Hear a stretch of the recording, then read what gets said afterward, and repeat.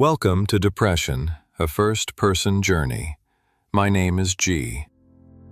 When we think about the work of repairing a relationship after betrayal, we think about the apology, the conversation, the moment of reckoning between two people in which one of them finally says, "I was wrong, I am sorry, I want to make this right."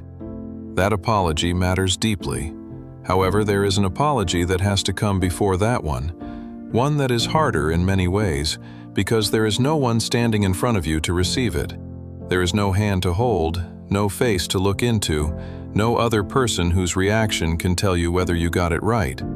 It is the apology you owe yourself.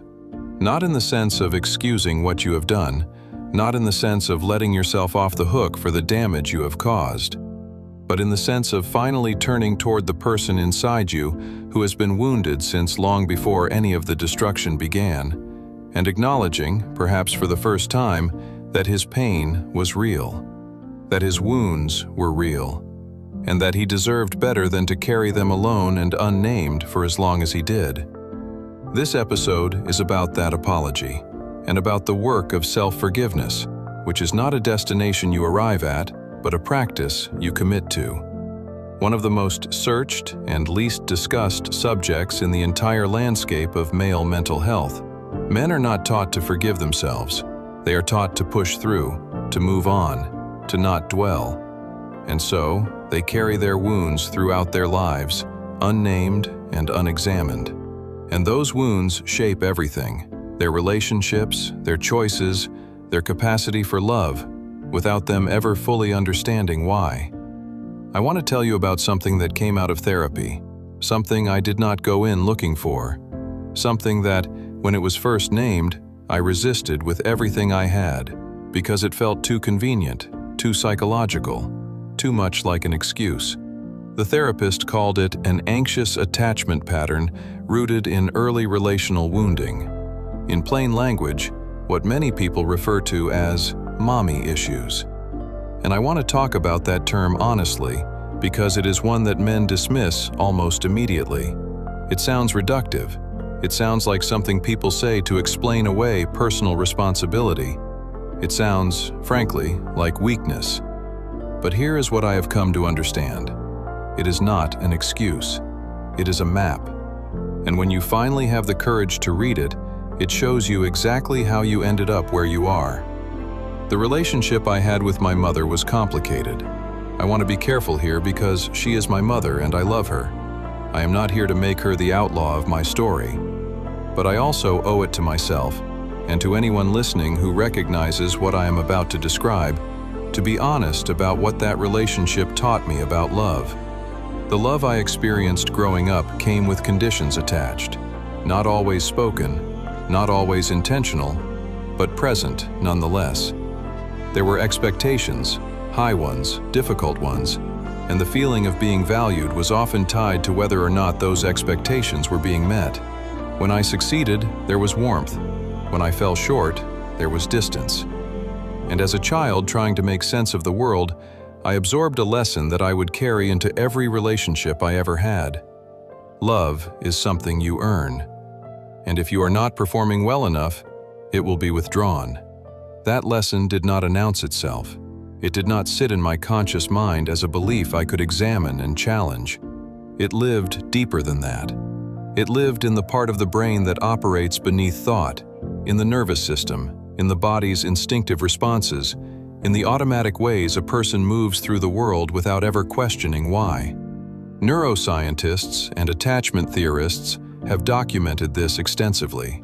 The patterns of connection and love we experience in childhood become the templates through which we experience all subsequent relationships, not because we choose them, but because the brain, in its extraordinary efficiency, builds a model of how the world works based on early experience, and then applies that model everywhere. For me, the model said this: people who love you will eventually withdraw that love when you disappoint them. Real intimacy is dangerous because it gives someone the full picture of who you are, and if they see all of it, they will leave. The safest thing you can do is never let anyone get close enough to see everything. And so, I did not. Not with my wife. not fully, not in the way she deserved, and not in the way I was capable of, had I not been operating from a template built in childhood that I did not even know existed. What my mother's high expectations and emotional distance actually created in me, without either of us knowing it, was a man who was profoundly uncomfortable with unconditional love. Because unconditional love was not what I had learned to expect. What I had learned was conditional love, performative love, love that required me to be something in order to receive it. So, when my wife offered me something different, something open and generous and faithful and without conditions, I did not know what to do with it. It did not match the template. And what the brain does not recognize, it often sabotages, not out of malice, out of fear. This is the part I want every man listening to sit with, because I believe it is far more common than anyone is willing to admit.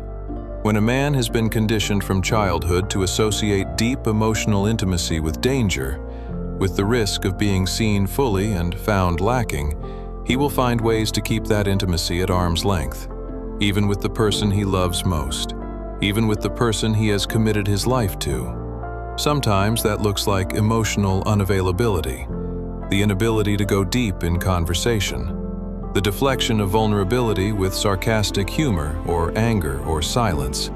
Sometimes it looks like workaholism, staying busy enough that genuine connection never has the space to occur. Sometimes it looks like anger, using conflict as a way of maintaining distance so that closeness never becomes threatening. And sometimes, as it did for me, it looks like seeking connection in fragments, with multiple people, never fully, never deeply, because depth is exactly what the wounded part of me was running from. The attention of other women felt safe precisely because it was shallow. It offered the sensation of being desired without the vulnerability of being truly known. It gave me the feeling of mattering to someone without the risk of that someone eventually seeing all of me and deciding I was not enough. It was not love I was seeking, it was safety. And I had learned, somewhere in the architecture of my earliest years, that safety and depth could not coexist. Understanding this did not excuse anything I had done, but it dismantled something I had been carrying for decades, the belief that I was simply a bad person, that there was something fundamentally wrong with me at my core. Because what therapy revealed was not a bad person, it was a wounded one, a person who had developed survival strategies in childhood that were costing him everything as an adult. What does it actually mean to apologize to yourself? What does that look like in practice for a man who has spent his entire life being told that self-examination is self-indulgence? For me, it began with acknowledgement, not of what I had done to others. I had been confronting that, painfully, in therapy already, but acknowledgement of what had been done to me, of the gaps that existed in my early experience of love, of the ways those gaps had shaped me, of the child who had learned to perform for affection and had never been taught that he was enough simply by existing. That child deserved an apology, not from his mother, who did the best she could with what she had and who carries her own wounds from her own story, but from me, from the adult version of him who had spent decades punishing that child by continuing to live as though the lesson he had learned was the truth. I am sorry I spent so long believing I was broken. I am sorry I took the template I was handed as a child and treated it as permanent truth rather than an early, incomplete map. I am sorry I allowed shame to become my identity rather than a signal that something needed healing. I am sorry I looked for proof that I was unworthy in every direction and found ways to create it when the proof was not forthcoming on its own. I am sorry I did not get here sooner. I am sorry I quit therapy every time the conversations became hard. I am sorry I told myself I could figure it out alone, when the very nature of the wound was that it had been created in relationship and could only truly be healed in relationship, with a professional, with my wife, with myself. And I am sorry for the patterns I repeated, not because repeating them made me irredeemable, but because they caused real harm to a real person who deserved the full version of me that I was too afraid to offer. This is perhaps the most nuanced piece of all of this, because when therapy names the role that a parent played in shaping your relational patterns, there is a very human temptation to move in one of two directions. Either you minimize it entirely. She did her best, it was not that bad. I am not going to blame my mother for my choices. Or you swing to the other extreme and spend years in anger and resentment towards someone who may not have known the impact of what they were doing, even when you had the courage to tell them as an adult. Neither of those directions leads to healing. The first keeps the wound unnamed and therefore unchanged. The second keeps you tethered to the past in a way that prevents you from building anything new. Now, the path through the middle is the hardest one. It requires holding two truths simultaneously. The first truth: what I experienced shaped me in ways that were genuinely damaging, and I am allowed to acknowledge that without guilt or minimization. The second truth: my mother was not the bad guy. She was a human being with her own wounds, her own story, her own unresolved pain caused by her mother that expressed itself in the way she loved, or struggled to love, her son. Forgiving her is not about excusing the impact. It is about releasing the grip that the unresolved story has on the present. It is about deciding that her limitations do not get to be the ceiling of my capacity. That the love she was or was not able to give does not determine the love I am or am not able to receive. That work is ongoing for me, and I had to distance myself from her. I will not pretend otherwise. But I can tell you that every step I take toward genuinely releasing that old story creates space, actual, tangible space, for something different to exist in my marriage and in my relationship with myself. Self-forgiveness is not a decision you make once and then walk away from healed. It is a practice, a daily, sometimes hourly commitment to choosing a different narrative about yourself than the one your wounds have been writing for you. It looks like catching yourself in the old thought, the one that says you are fundamentally broken, that you do not deserve what is good in your life, that people would be better off without the full weight of who you are, and choosing, consciously, to challenge it. It looks like sitting in therapy even when the conversation becomes unbearable, especially when it becomes unbearable, because the moment you want to leave is almost always the moment you are closest to something important. It looks like being honest with your partner about where you are in the process, not as a way of transferring your burden onto her, but as an act of the very intimacy you have been running from, letting her see the work you are doing, the man you are becoming, the genuine effort beneath the surface of your daily choices. It looks like extending to yourself the same compassion you would extend to someone you love who is struggling. The voice that tells you that you deserve none of that compassion, that voice is not the truth. It is the wound speaking. And the wound has been speaking for long enough, and it needs to stop. It looks like forgiving yourself for not knowing what you did not know. You could not heal a wound you could not see. You could not change a pattern you had no framework for understanding. The work begins when the awareness begins, not before.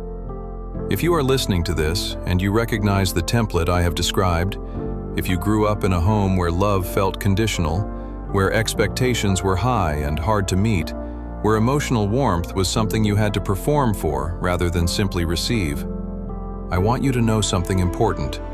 You are not alone. The research on attachment and early relational wounding suggests that a significant portion of adults are operating from insecure attachment patterns formed in childhood. Many of them have no idea. They just know that intimacy feels threatening, that they push people away when they get too close, that they have never quite been able to let the person who loves them most actually reach them. That is not a character flaw. It is a wound. And wounds, unlike character flaws, can heal. However, they do not heal through willpower. They do not heal through self-discipline or simply deciding to do better. They heal through the slow, sometimes painful, always courageous work of going back to where the wound was created, with a skilled professional alongside you, and learning, for the first time, that it is safe to do things differently. The apology you owe yourself is the beginning of that work. It is the moment you stop treating your own pain as an inconvenience and start treating it as information. Information about where you came from, what you learned, and what needs to be unlearned so that the life and love in front of you can actually reach you. Please give yourself that apology. Believe me, you have been waiting for it longer than you know. I am still in this, still in therapy, still doing the work of understanding how the boy I was shaped the man I became, and how the man I am becoming is choosing, every single day, to be shaped by something different. By truth instead of fear, by presence instead of running, by the kind of love I am learning, slowly, to believe I deserve. The apology I gave myself was not the end of anything. It was the beginning of everything.